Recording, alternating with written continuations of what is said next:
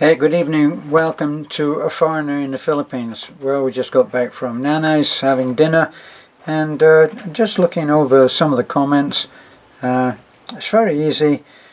I know a lot think that perhaps there's a little defensiveness on my part, and when I think back to some of the stuff that we've been able to help people with, and then with our inactivity on our charity, that what we've had to watch go bad. We had the bad news a little while ago that Michael, the diabetic boy, had died, and that was a bitter blow. We also went today and we took our friend John, who is visiting us for a week, and we took John S. and we visited the old lady, the 84-year-old lady who we actually built a house for. And she was, this is a lady that was 84, and she must have been at one time an incredibly beautiful woman, because even at 84 her beauty shone through. And so it was with great sadness that we went to see her today and found that she had died a few days ago. So we went to the house, obviously the new house, and we found out that she had died. We didn't go in to see her. She was lying in, I think, is it called lying in state? She was in the house and her family were around her, and so we were able to at least pay our condolences and then leave. But who knows, she died of pneumonia, so it's always possible that had we visited a week ago and been free to help, she could have been alive today. So that was a bitter blow. Just to give you an update on some of the other things that you are familiar with, if you're a long time or even a relatively recent, in the last year, subscriber. Baby Faith is back in hospital. She went through a difficult time, needed to be admitted, and her mom, Marisol, and grandmother, Marisol's mother, they took the child to Taliban, and Taliban refused to admit her because they felt that there was nothing that they could do, and that the baby should be taken to Tagbilaran. Well, Tagbilaran is a hell of a slap, to take a small child like that with Faith's problem. But they went up there, and for some strange reason they couldn't get her admitted and were sent home again. So it's been very much a roller coaster ride with Faith. We went to her birthday party for 1 year.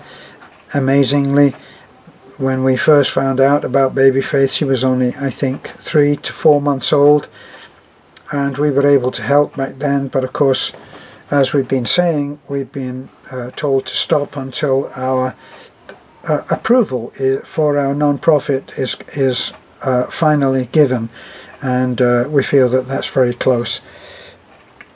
So Faith is now back in hospital, and she too has been diagnosed with pneumonia. So we are waiting for further updates, and we're really praying that that little child will make it. It's very tough. Baby Jane broke her leg again badly and was admitted to Tagbilaran Hospital. No, I'm sorry, in Ubay. She was admitted in Ubay and had quite an elaborate cast put on that leg we never actually got to speak to the surgeons, so we don't know the extent of the damage. But Faith is the little girl that suffers from the bone issue, and she breaks bones very, very easily, and so she was in hospital over Christmas and finally was released a little while ago, and we stopped by to see if she was okay, and we stopped by and just visited today. A little while ago we went to her birthday party as well, and even though she was in a cast when we went that time, but when we went round today, timing is everything, and she is now out of her cast. She's out of hospital, obviously. She's been at home even in a cast, and there she is, and she had her cast removed today and looks beautiful, looks pretty as ever, and she's doing great.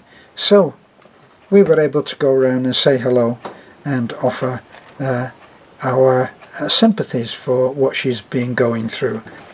So that was that. Our loss of the 84-year-old lovely lady is a blow. When you think about it, Beth and I are not trained to do what we hope to do. There's no training other than to have a compassionate heart and to recognize that someone may be badly in need of help. And on the subject of help, so often one of the criticisms that's leveled at people who help is that they are giving handouts. I never quite understood this idea that helping someone could be termed a handout. If you help somebody, then you are doing a great thing, and we've talked about this very often. And then a subscriber, Pam, mentioned that what I had been saying for a long time. She'd heard a talk given on TED, and in the talk on TED she was saying that she had learned that the very act of giving help, of helping, is more than just the person who receives help. It tends, and this validates our view that giving help, even though the Bible says it should be given anonymously, I interpret that as saying that it should be given without seeking fame for that. We've never sought fame. In fact, our view has always been that the real heroes are those who have been able to support some of the projects that we've done with money, and that's what they've done. Now, for the last few months, we have been unable to do any welfare work, and we do not solicit for funds. And that would be the object of having our non-profit, non-stock, non-profit charity approved, which is what we feel that we are on the cusp of achieving. And then we'll get back to work, and we'll be able to do all of what we were doing in a few months ago. So, but what was the talk that Pam, our subscriber, mentioned was that in fact there are so many things that are attached to actually seeing someone give help. Now, I've always said that when people get in touch with me, I get so many emails, messages, not that I can deal with them all. I have 18,000 emails in my inbox, some from a long ago, of course, but I can't always get round to answering to them. Somebody said, I need a customer service. I need a customer service on my comments. We're now at 132,000 subscribers, and we've gone into another speed spurt, and people are telling others about it. We learned very recently from Mike. Mike has been one of those one-man crusades of trying to get people that he knows to look at our videos, and he has been succeeding in that. Also, John S. came, and he has said that he has been getting people to look at our videos, and in looking at the videos and looking back on some of the help, people actually feel encouraged that help is available. You know, sometimes it just feels like no one cares, and when you can see someone helping another, then that shows you that you're wrong on that, and it's one of the unique times when being wrong is something that you would welcome.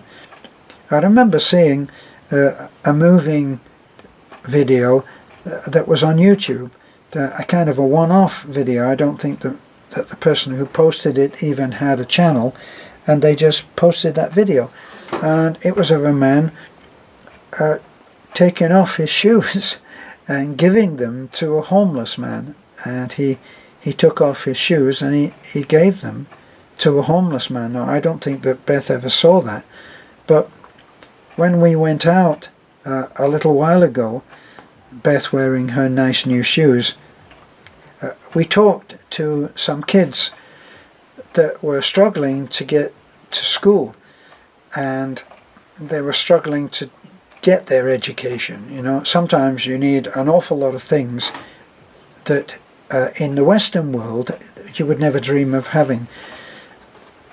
Here they have to show, in order to get into school, they have to show a birth certificate, and a birth certificate costs several hundred pesos. I think, if I remember rightly, 300-400 pesos, and that can be a lot of money for a family that's struggling with, say, 3 or 4 children. Well, the girl that we spoke to, she had gotten her uniform but didn't have shoes, and we're sitting in the truck, and she is standing by Beth's window, and Beth took off her shoes and gave them to the girl. It's an act of kindness that is extremely moving when you see this done, and it reaffirms your belief, your desire, your hope that help is out there, which it is, that there is help out there. Now, our wish that we could have been there for some of the people that we've lost, well, it's a given. But we were not able to do that. But if you bear in mind the whole concept of helping someone is actually infectious. It goes viral, if you like. And when people see other people helping, people they've never met doing the helping, and people that they will never meet being helped, well, it has an incredible effect on you. So doing kindness is infectious. It's a virus that we need more of, if you ask me. So that's we've had a couple of questions about baby Faith, how is she doing, and about baby Jane, and other people that we have helped, and people want to know what the update is. The young man that had to have his leg amputated, Dennis, the last time that we saw him, he was doing fine. It was a bitter pill to find out that operation that he went through, the removal of one of his legs, was not a cure.